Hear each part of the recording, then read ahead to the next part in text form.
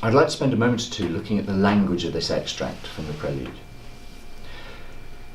The language here is very rich and rewards careful reading. The coldness of the evening is conveyed through the writer's diction. Frosty, the sun is set. We hear of the polished ice, and the crags are icy. This coldness is contrasted with the warmth of the homes. The cottage windows through the twilight blazed. But the warmth is precarious, the sun has set, the year is coming to an end, the orange sky of evening died away. The verbs convey great energy. I wheeled about, we hissed along the polished ice, and this energy is reinforced by the use of present participles. The poet is exulting.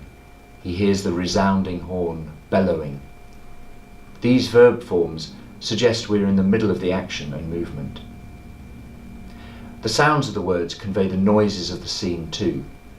The sibilance of all shod with steel, we hissed along the polished ice, brilliantly evokes the sound of the fast-moving skates on the ice. The strangeness of the echo comes across in the odd simile, tinkled like iron. The almost childish tinkled seems out of place amidst the icy crag and the distant hills. Interestingly, Wordsworth modifies almost every noun with an adjective. Frosty season, happy time, untired horse, polished ice, woodland pleasures, resounding horn, hunted hare, leafless trees, icy crag, distant hills. It's only at the end that this balanced construction gives way to something else.